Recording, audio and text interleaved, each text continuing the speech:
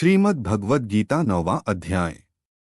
श्री भगवान बोले, तुझ दोष दृष्टि रहित भक्त के लिए इस परम गोपनीय विज्ञान सहित ज्ञान को पुनः भली भांति कहूंगा, जिसको जानकर तू दुख रूप संसार से मुक्त हो जाएगा।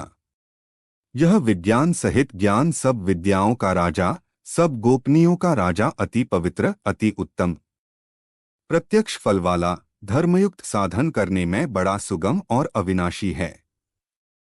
हे परंतप, इस उपर्युक्त धर्म में श्रद्धा रहित पुरुष मुझको न प्राप्त होकर मृत्यु रूप संसार चक्र में भ्रमण करते रहते हैं।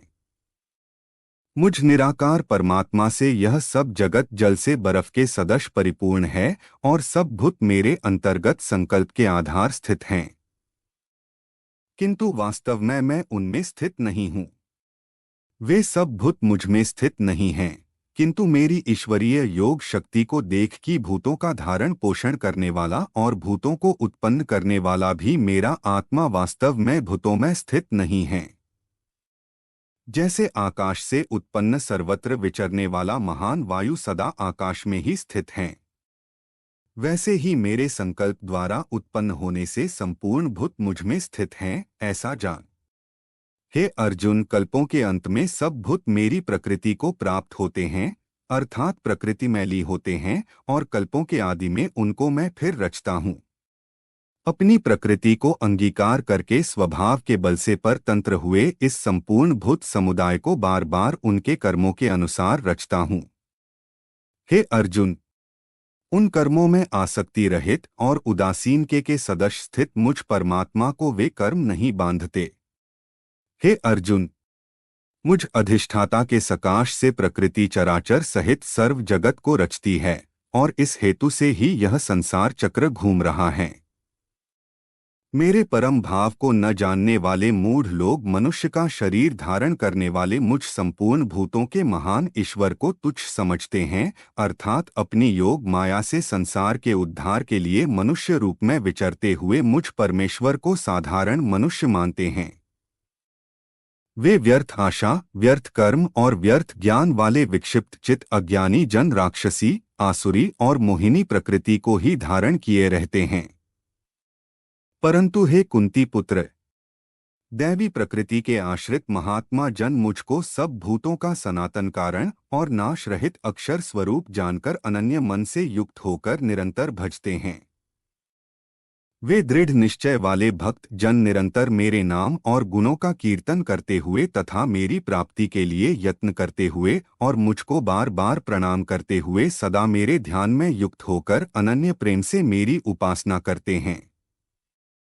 दूसरे ज्ञान योगी मुझ निर्गुण निराकार ब्रह्मा का ज्ञान यज्ञ के द्वारा अभिन्न भाव से पूजन करते हुए भी मेरी उपासना करते हैं, और दूसरे मनुष्य बहुत प्रकार से स्थित मुझ विराट स्वरूप परमेश्वर की पृथक भाव से उपासना करते हैं।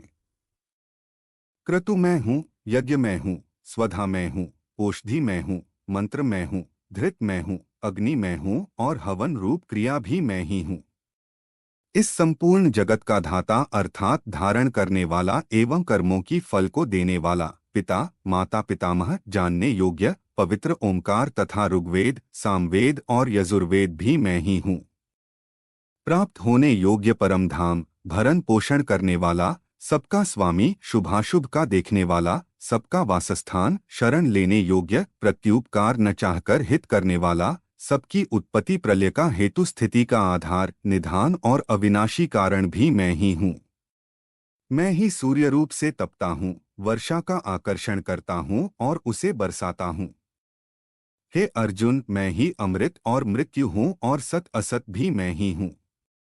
तीनों वेदों में विधान किए हुए सकाम कर्मों को करने वाले, सोमरस को पीने वाले, पाप रहित पुरुष मुझको यज्ञों के द्वारा पूजकर स्वर्ग की प्राप्ति चाहते हैं। वे पुरुष अपने पुण्यों के फलरूप स्वर्गलोक को प्राप्त होकर स्वर्ग में दिव्य देवताओं के भोगों को भोगते हैं। वे उस विशाल स्वर्ग लोक को भोग कर पुण्य क्षीण होने पर मृत्यु लोक को प्राप्त होते हैं।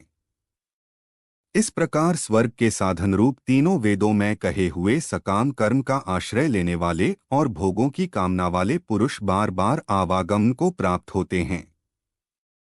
अर्थात पुण्य के प्रभाव से स्वर्ग में जाते हैं और पुण्य क्षीण होने पर मृत्यु लोक में आते हैं। जो अनन्य प्रेमी भक्तजन मुझ परमेश्वर को निरंतर चिंतन करते हुए निष्काम भाव से भजते हैं, उन नित्य निरंतर मेरा चिंतन करने वाले पुरुषों का योगक्षेम मैं स्वयं प्राप्त कर देता हूँ। हे अर्जुन, यद्यपि श्रद्धा से युक्त जो सकाम भक्त दूसरे देवताओं को पूजते हैं, वे भी मुझको ही पूजते हैं, किंतु उनका वह पूजन अविधिपूर्वक अर्थात अज्ञानपूर्वक है, क्योंकि संपूर्ण यज्ञों का भोक्ता और स्वामी भी मैं ही हूँ। परंतु वे मुझ परमेश्वर को तत्व से नहीं जानते, इसी से गिरते हैं अर्थात पुनर्जन्म को प्राप्त होते हैं। देवताओं को पूजने वाले देवताओं को प्राप्त होते हैं, पितरों को पूजने वाले पितरों को प्राप्त होते हैं, भूतों को पूजने वाले भूतों को प्राप्त होते हैं, और मेरा पूजन करने वाले भक्त मुझको ही प्राप्त होते हैं। इसलिए मेरे भक्तों का पुनर्जन्म नहीं होता। जो कोई भक्त मेरे लिए प्रेम से पत्र, पुष्प, फल, जल आदि अर्पण करता है, उस शुद्ध बुद्धि निष्काम प्रेमी भक्त का प्रेम पूर्वक अर्पण किया हुआ वह पत्र पुष्पादि में सगुण रूप से प्रकट होकर प्रीति सहित खाता हूँ। हे अर्जुन, तू जो कर्म करता है, जो खाता है, जो हवन करता है, जो दान देता है और जो तप करता है, वह सब मेरे अर्पण कर। इस प्रकार जिसमें समस्त कर्म मुझ भगवान के अर्पण होते हैं, ऐसे संन्यास योग से युक्त चित्त वाला तू शुभाशुभ फलरूप कर्म बंधन से मुक्त हो जाएगा और उसमें मुक्त होकर मुझको ही प्राप्त होगा। मैं सब भूतों में समभाव से व्यापक हूँ, न कोई मेरा अप्रिय है और न प्रिय है।